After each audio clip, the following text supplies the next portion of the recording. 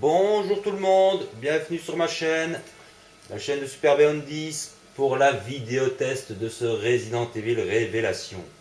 Après avoir fait la démo, après avoir fait le let's play hors découverte, eh bien on passe à la fameuse vidéo test promise. Donc je fais toujours des vidéos tests sur les jeux, mais comme toujours j'attends d'y avoir joué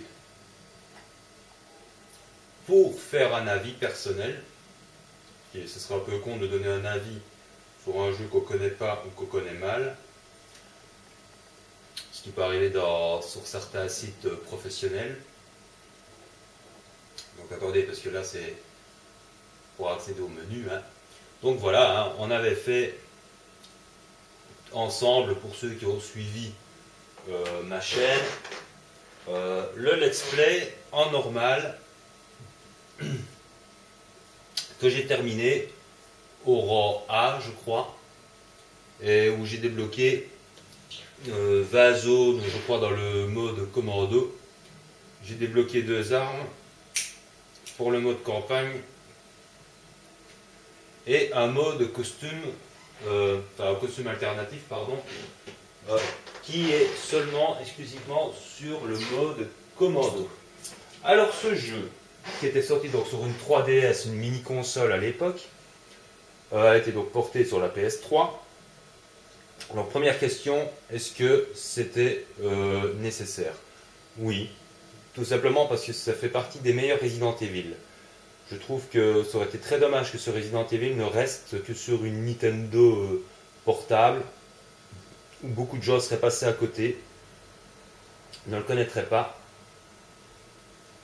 Je retrouvais ça vraiment stupide et ridicule, puisque, bon, je vais faire dans l'ordre, c'est pas non plus mon Resident Evil préféré, évidemment. Il n'y a pour l'instant aucun Resident Evil qui arrive à surpasser le 4.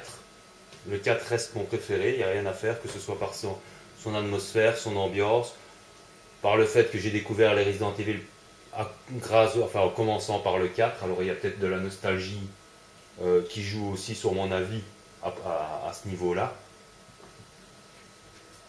Mais, comment dire, je placerai ce Resident Evil Révélation sur le même pied que le Code Veronica, par exemple, ou que le Resident Evil 0, ou même que le Resident Evil 1 Rebirth.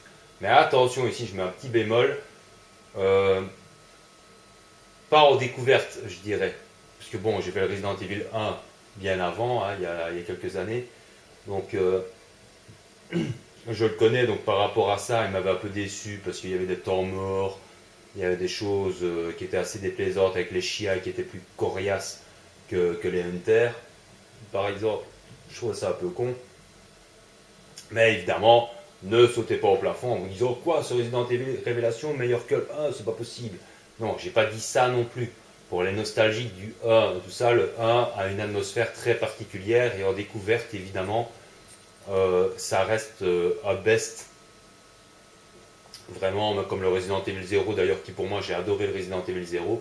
Il y a beaucoup de personnes qui ne l'ont pas aimé parce qu'ils ont trouvé que c'était un copier-coller du 1 en plus court, qu'il y avait un manque d'imagination pour les énigmes, qui s'inspirait vraiment du 1, etc. Pourtant, moi, j'ai adoré le 0. D'ailleurs, je préfère le 0 au 1. Si je devrais faire vraiment le classement, je vous l'ai déjà dit dans une vidéo précédente, c'est pour moi le 4, puis le Code Veronica, puis le Resident Evil 0, puis le Resident Evil 1, que je classe parmi mes préférés. Le Resident Evil 6, je ne sais pas le classer. J'adore le Resident Evil 6, et en même temps, je ne sais pas, il est disproportionné. Je n'ai pas une vidéo test sur le Resident Evil 6, je l'ai déjà faite. Mais voilà, par exemple, j'ai adoré la campagne de Jake et de Cherry, et j'ai pas aimé la campagne de Chris et de Pierce. Donc il me pondra Resident Evil 6 uniquement avec la campagne de Jake et Cherry, je dirais en plus long, en plus détaillé, en beaucoup plus de chapitres, en 20 chapitres s'ils veulent, j'achète tout de suite. Parce que j'ai bien aimé les deux persos, j'ai bien aimé Lustanak, j'ai bien aimé l'ambiance, j'ai bien aimé les trucs. Mais j'avais un petit côté frustrant par rapport à, on est dans une ambiance d'une campagne, puis on passe à une autre, c'est une toute autre ambiance. c'est un petit peu compliqué ce que Capcom a fait avec le Resident Evil 6, quoi. C'est un petit peu dommage, ça. La campagne de Jake et Cherry aurait mérité un Resident Evil à part entière, je trouve. Enfin, c'est mon avis. Donc, j'arrive pas à classer ce Resident Evil 6. Il est très bien, il est plaisant, il fait partie de mes jeux préférés, mais je sais pas, il y a des choses qui ont un petit peu été foireuses. Donc ici, avec ce Resident Evil Révélation, on retombe aux fondamentaux des Resident Evil, c'est-à-dire pratiquement un mode solo, euh, un environnement stressant, que ce soit dans l'ombre, les adversaires qui vous tombent dessus au moment où vous y attendez pas, des boss qui sont... Chaque boss a une astuce, donc ça j'y viendrai plus tard, un truc comme ça pour les battre, mais ils sont quand même dans une mise en scène un peu stressante. Hein. Le boss qui toque à une porte, quand même, vous met bien le stress. Hein. La Rachel qui apparaît comme ça, sans crier gare, un peu n'importe où, comme un Nemesis en fait. Ou comme un tyran, enfin, comme dans la plupart des Resident Evil, un boss qui vous poursuit, entre guillemets. Et bon, le boss final qui peut aller, mais qui est facile, et qui est peut-être un petit peu trop facile à battre si on garde le lance-roquette, mais qui est très dur à battre quand on ne l'a pas. Donc là, bon, ils sont un petit peu foirés sur le boss final, mais bon, c'était un peu comme dans le Resident Evil 4, ça n'empêche pas que c'est mon jeu préféré, mon RE préféré. Pourtant, Lord Sadler n'était pas extraordinaire dans le combat final. C'est pas le passage du Resident Evil 4 que j'aime le plus. Hein. Donc dans l'ensemble, moi, c'est difficile de mettre une note, je la mettrai peut-être à la fin sur Resident Evil Révélation. Je ne peux que le conseiller à tout le monde, à tous les fans des Resident Evil. Franchement, pour les critiques de le bestiaire n'est pas tellement varié, bah, je suis désolé, si, moi franchement, il m'a pas dérangé le bestiaire. Je l'ai trouvé varié. Que ce soit, oh, je dirais pas que les monstres sont charismatiques. Ils ressortent parfois un petit peu à du chewing-gum. Ils ont une démarche un petit peu bizarroïde et tout ça, mais ils m'ont pas déplu, si vous voulez. Il y a par exemple, encore une fois, entre guillemets, dans le Resident Evil 6, il y a des créatures que j'ai trouvées complètement idiotes, comme ces Javos araignées ou ces Javos volants. D'ailleurs, ils n'ont aucun charisme, ils sont un petit peu bébés, quoi. Ils sont un petit peu ridicules. Ici, je n'ai pas eu cette impression-là en faisant le Resident Evil Révélation, du moins pour la plupart du bestiaire. Il n'y a qu'une exception, et une grosse hein, de taille, puisqu'il s'agit de ce que j'ai appelé le Godzilla. Donc j'ai même pas retenu son nom pour le vrai monstre, mais vous saurez de quoi je parle. Donc cette espèce de dinosaure là qui est assis sur le bateau. Le combat et le monstre lui-même, je l'ai trouvé ridicule. C'est le plus mauvais chapitre pour moi de ce Resident Evil Révélation. S'il ne faut qu'en retenir qu'un qui est mauvais, c'est celui-là pour moi. Hein. Ça n'engage que moi, mais franchement, là, ils se sont un petit peu foirés. Ils ont voulu faire une espèce de Salazar, j'ai l'impression, mais c'est complètement merdique, quoi. Mais enfin, ça, c'est mon avis. Je vous précise que c'est mon avis personnel, hein, toujours. Sinon, pour le reste, pour les personnages, oui, ils sont réussis. On ne peut pas dire qu'ils sont... Bon, il y en a certains qui sont caricaturaux, comme les deux crétins, là, un peu à l'exagération, mais on ne les incarne que 2 ou 3 fois pendant des petits chapitres, donc forcément, bon, ben, ils ne sont pas dérangeants, et en même temps, ils ont un rôle prédominant quand même dans le scénario, puisque c'est grâce à eux que Colombo, je vais l'appeler entre guillemets, reçoit quand même les données pour envoyer Chris et Jill sur le Queen d'Ilto, quelque chose comme ça, enfin, c'est pas Clito, c'était une blague, hein, normalement. Dans ma vidéo que j'ai faite, je l'ai appelé Clito parce que ça m'a fait penser à ça, mais c'est pas c'est pas le vrai nom évidemment. Mais donc, bon, voilà, ces deux persos ont un rôle important, mais on les incarne que 2-3 fois, et sinon, c'est vrai qu'ils sont complètement clichés, quoi. Pour le reste, Jill Valentine, bah, c'est vrai que c'est un copier-coller d'Angelina Jolie, hein, elle pourrait l'incarner au cinéma, on n'en verrait pas la différence, mais elle est bien réussie, elle est sexy, elle a un comportement digne d'elle, elle n'est pas un copier-coller de Claire Redfield, qui est une civile qui était peut-être un peu plus... Non, elle a le tempérament de Jill Valentine, il n'y a pas de trahison vis-à-vis du personnage. Par contre, pour Chris Redfield, qui fait un petit peu de la figuration, Enfin, il fait pas un petit peu de la figuration, il fait beaucoup de figuration. À part dans 2 chapitres où on l'incarne. Mais bon, c'est du gros baston, quoi, c'est du gros bois. Voilà, c'est pas Resident Evil pour Chris Redfield. L'héroïne de ce jeu, c'est vraiment Jill Valentine, c'est pas lui. Lui, quand il accompagne Jill vers la fin, il incarne l'IA et l'IA est inexistante, donc malheureusement, comme avec tous les persos, et j'en parlerai juste après. Pour les autres persos, ben voilà, même les méchants, je trouve que le Raymond, là, une fois qu'on a passé sa chevelure bizarroïde, qui nous fait éclater de rire la première fois qu'on le voit, ben, finalement le personnage est très intéressant parce qu'il apporte énormément de rebondissements, je dirais, dans son caractère. Il passe du méchant au bon, et puis finalement non, c'est un méchant de service, donc on est un petit peu dérouté avec ça. De ce point de vue-là, le personnage est très très très très bien réussi. Et alors le personnage de Parker, bah, c'est le gros nounours quoi. Au début on le trouve un peu con, et puis finalement il est attachant, il n'est pas contraire. Bon, j'ai trouvé un petit peu stupide qui survive, hein, je trouve ça un petit peu idiot, je trouve que ça donne un petit peu un côté Casimir quoi, un petit côté tiens il faut que tout finisse bien.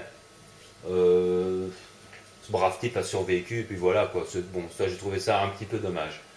Par contre, j'ai apprécié que la Jessica bah, a réussi à prendre la fuite. C'est une salope de service, mais au moins elle ne se fait pas tuer. Au moins elle a réussi à se barrer, et ça donne la possibilité d'une suite à ce Resident Evil Révélation. Capcom l'a déjà sous-entendu d'ailleurs, j'ai lu ça quelque part, que Capcom pourrait faire une suite à ce Resident Evil Révélation, mais par contre ils veulent encore le porter sur la 3DS, quoi, si j'ai bien lu. Et ça m'énerve. Parce que, pour moi, en tout cas, Resident Evil n'a rien à foutre sur une console portable, une Nintendo 3DS. Qu'est-ce que ça va foutre là-bas? C'est pour se faire du pognon, ils vont le sortir sur la 3DS, puis ils vont nous faire le même coup, ils vont le porter sur la PS4, quoi. Donc ça, c'est juste une histoire de pognon, de trucs de licence avec plusieurs consoles de jeux, et c'est vraiment chiant. Et ça n'a rien à voir avec avec le jeu en lui-même, quoi.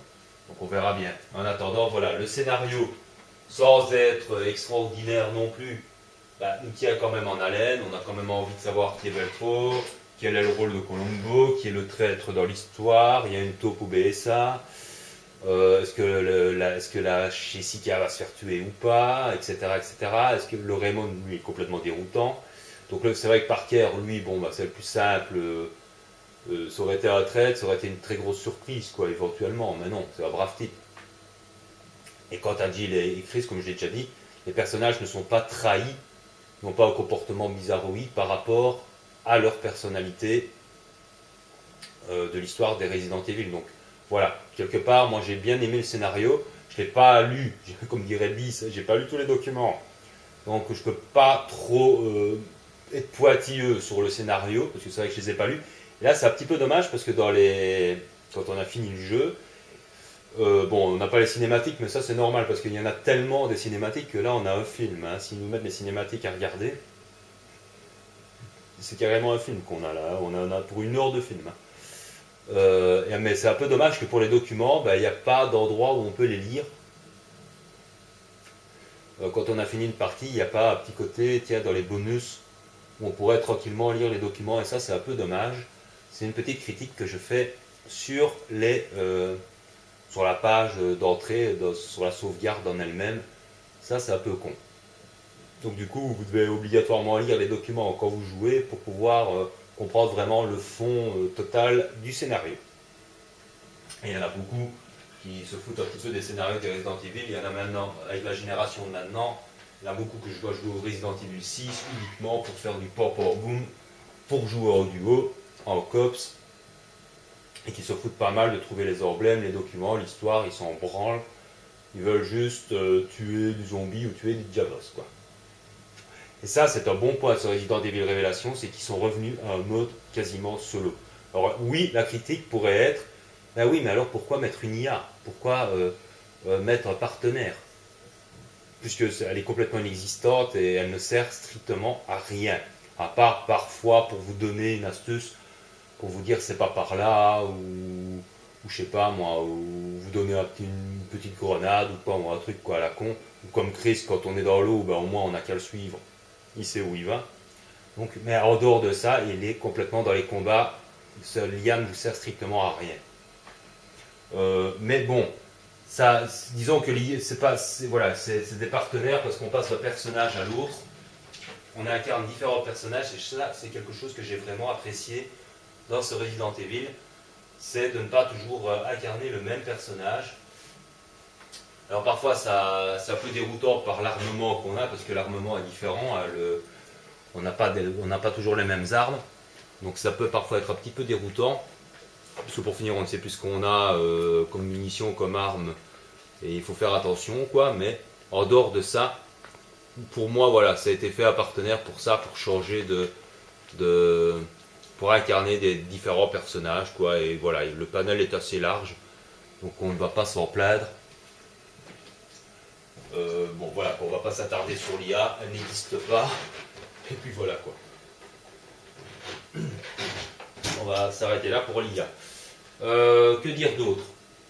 Ce qui m'a dérangé dans ce jeu, un petit mot sur le gameplay qui n'est pas extraordinaire, mais qui est ce que j'appellerais suffisant pour un Resident Evil.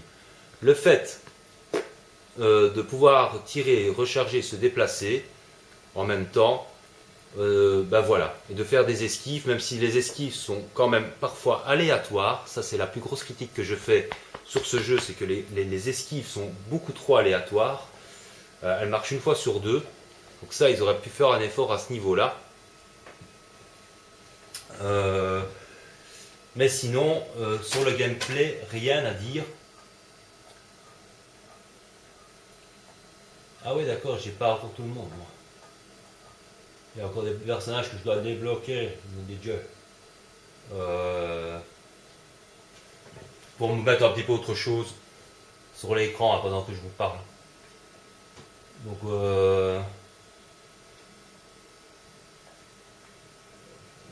vous voyez la Jill Valentine, très sexy.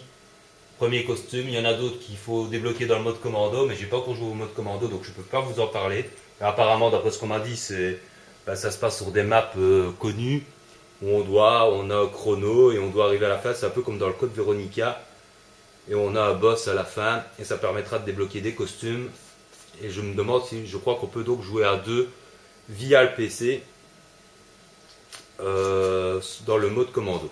Donc ça peut être très plaisant pour ceux qui aiment toujours jouer à deux en cops. Maintenant, pour moi la plus grosse critique de ce jeu, c'est la crédibilité de certaines situations. Là, je ne les ai pas comptées, mais il y a deux fois où on peut vraiment éclater de rire, où on peut vraiment se dire, mais enfin, c'est pas possible. Rappelez-vous, le Resident Evil 4, quand Léon saute de la tour par terre, tout le monde a fait cette réflexion en disant, waouh, il se casse pas la jambe en sautant, c'est pas très réaliste. Ben là, malheureusement, dans ce Resident Evil Révélation, il n'y a pas grand-chose de réaliste. Parce que du Godzilla qui est assis sur un bateau, du Chris Redfield, c'est Jill qui doit porter Parker, un mec de 100 kilos. Comment dire, du chalumeau dans une épave, de rétablir du courant dans une épave qui a coulé depuis je ne sais pas combien de temps. Et plein de petites choses comme ça qui sont franchement ridicules, tout simplement. C'est pas le scénario, c'est la mise en scène. Là, question mise en scène, c'est comme le bateau, quoi. À un moment donné, il y a un raz-de-marée, le bateau il doit être sous l'eau, il doit être coulé, on n'en parle plus. Et devoir prendre la fuite en nageant, ben non. Il y a un raz-de-marée, il y a une lame de fond, puis après le bateau il est toujours là. Donc ça, c'est assez mal fait de la part des concepteurs du jeu. Si ce sera un film, je crois qu'il serait descendu par la critique en disant qu'il y a des scènes qui sont complètement tirées par les cheveux et qui sont complètement grotesques, quoi, quelque part. Voilà, donc la mise en scène, là, pour moi, c'est le plus gros défaut de ce Resident Evil Révélation, et ça peut malheureusement jouer contre lui, parce qu'on peut sortir du scénario, justement, quand on voit des choses ridicules comme ça. Il y a beaucoup de gens, je pense, il y en a beaucoup qui vont se dire, voilà, il est nul, le scénario est bidon. C'est pas le scénario qui est bidon, c'est la mise en scène qui est bidon. Donc malheureusement, il y a beaucoup de gens qui vont qui vont sans doute pas aimer ou critiquer en se disant ouais attends, quand ce que j'ai vu là, c'est du grand n'importe quoi, quoi. Mais enfin, en dehors de la mise en scène, la résistance des ennemis, quand on connaît les astuces pour battre les boss, la bonne arme ou bien savoir où se mettre, un truc comme ça, c'est faisable. Quand on a optimisé l'optimisation des armes, un truc qui est génial, c'est qu'on peut enlever les optimisations des armes pour les mettre sur d'autres. Ça, c'est une innovation que j'apprécie énormément. Et en même temps, quand on utilise les bonnes armes, bah, finalement, c'est parfaitement bien dosé. Il n'y a pas, malgré qu'il y a beaucoup d'ennemis, et qu'en découverte, on peut s'arracher les cheveux. Je me suis arraché les cheveux quelques fois, mais parce que je ne faisais pas ce qu'il fallait faire convenablement. Mais en découverte, c'est difficile. On ne sait pas sur quoi on tombe et tout ça. Mais une fois qu'on connaît, c'est bien dosé. Il n'y a pas de truc insurmontable. On va se dire, il y en a beaucoup qui vont bloquer sur le boss de fin en devenant fou. Parce que j'ai déjà vu 2-3 let's play de 2-3 autres personnes où ils s'arrachent les cheveux, ils pètent un câble, ils font des montages, ils coupent même parce qu'ils mettent 30 minutes pour le battre. Alors qu'en fait, si vous avez pensé à garder le lance-roquette dans votre inventaire, dans une malle, vous n'aurez pratiquement aucun problème. Bien sûr, je n'ai pas essayé le mode enfer, donc le dosage des ennemis, je n'en parle que dans le mode normal. Maintenant, j'ai même parfois trouvé que c'est parfois peut-être un petit peu trop facile en mode normal pour avoir des ROS une fois qu'on le connaît. C'est quand même assez facile d'avoir des ROS en mode normal. Donc le mode enfer, s'il est un petit peu plus dur, s'il y a moins de munitions, moins de plantes et tout ça, c'est vrai que ça doit être quand même très chaud par certains endroits. Et là, on peut effectivement devenir fou, rien qu'avec le Godzilla par exemple, où là on a des angles de caméra pas possibles. C'est sûr que si on meurt en un coup ou deux, là je sais pas comment on fait en mode enfer pour pas péter un plomb. Hein. Donc ça il faudra que je teste. Mais bon, dans l'ensemble, moi voilà, je fais la vidéo test sur le mode normal et sur sa globalité. Et franchement, si je dois mettre une note à ce Resident Evil, bah, je lui mets 17, 18 sur 20. Parce que c'est voilà, c'est un Resident Evil à faire, à avoir. Au même titre que le 4, que le Code Veronica, que le 0, que le 1, que le 2, bien sûr que j'ai oublié de citer, mais que j'ai fait il y a tellement longtemps que je m'en souviens, enfin je m'en souviens plus tellement comme ça, et surtout que je les refais après sur le rail shooter, mais les rail shooters je les compte pas dedans, parce que les rail shooters c'est encore quelque chose de totalement différent, on peut pas compter ça comme dans les Resident Evil vraiment à faire, hein. C'est pour jouer à deux, c'est pour se refaire toute l'histoire, c'est extrêmement intéressant pour le scénario, et pour la beauté parce qu'ils sont bien faits les rail shooters, mais voilà, c'est pas, on va pas les comptabiliser vraiment dans les Resident Evil indispensables à faire, quoi. Je ne parle pas du 5, je sais, je n'ai pas aimé le 5, vous le savez, je l'ai fait en let's play sur ma chaîne, je crois que j'ai expliqué en long et en large pourquoi je n'ai pas accroché le 5. Et pour le savoir, ben, vous regardez les vidéos sur mon let's play du 5, voilà, et encore j'y étais mollo dans les critiques.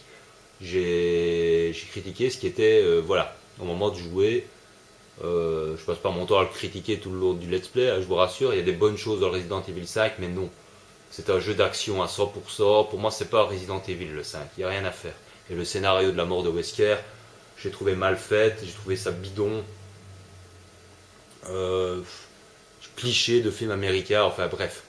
Le 5, j'ai vraiment pas accroché, c'est un jeu qui a été fait en plus pour la cops, pour jouer en cops et faire du port boom, et c'est ça qui est très emmerdant maintenant, c'est que voilà, vous allez avoir des gens qui pour ce jeu-ci par exemple, bah, vont pas l'aimer, vont pas l'acheter, vont pas y jouer parce qu'ils peuvent pas faire du port boom et jouer à deux.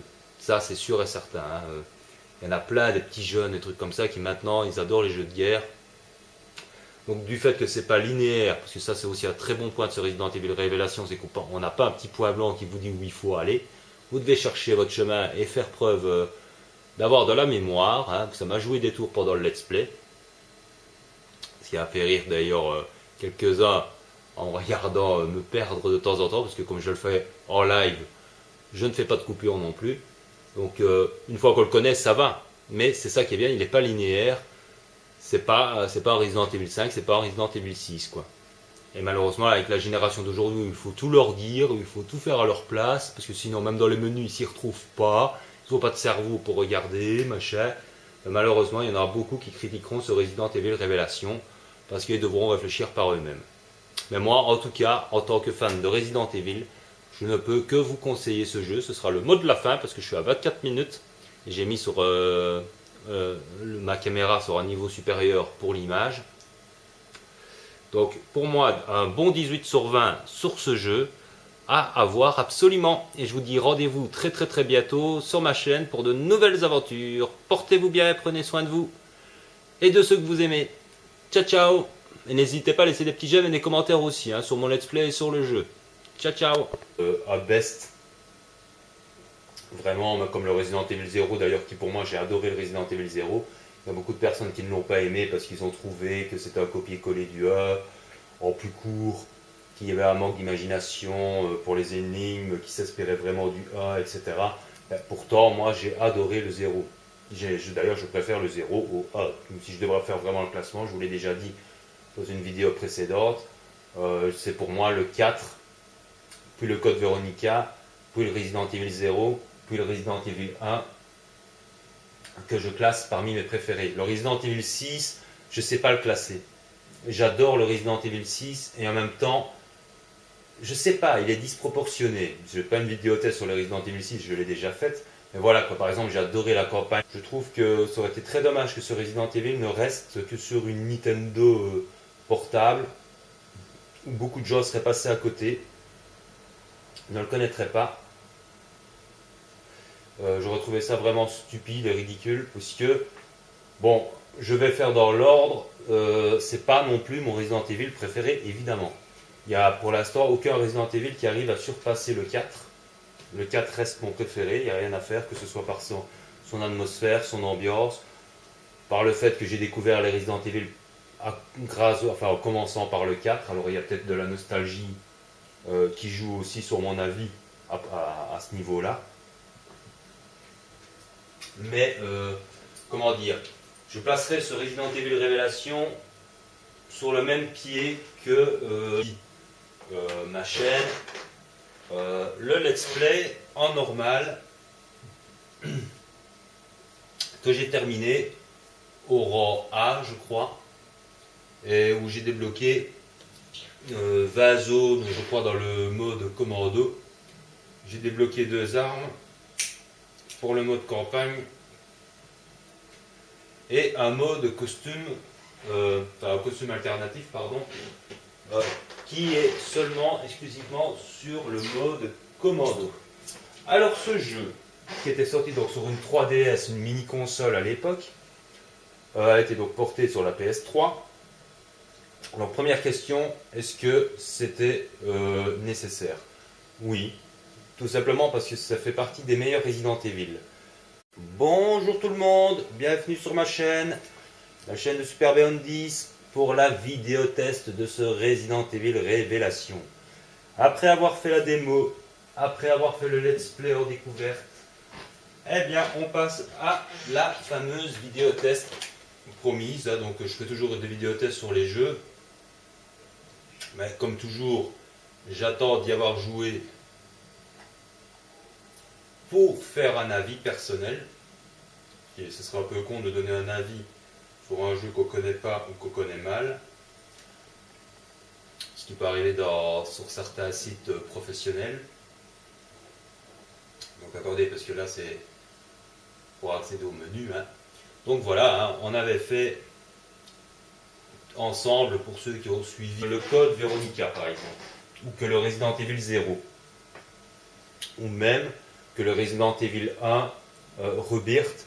Mais attention, ici je mets un petit bémol, pas en découverte je dirais, parce que bon, j'ai fait le Resident Evil 1 bien avant, il y a quelques années, donc je le connais, donc par rapport à ça il m'avait un peu déçu parce qu'il y avait des temps morts, il y avait des choses qui étaient assez déplaisantes avec les Shia qui étaient plus coriaces que les Hunters par exemple. Je trouve ça un peu con, mais évidemment ne sautez pas au plafond en vous disant quoi, ce Resident Evil Révélation meilleur que le 1, c'est pas possible. Non, j'ai pas dit ça non plus. Pour les nostalgiques du 1, tout ça, le 1 a une atmosphère très particulière et en découverte évidemment, ça reste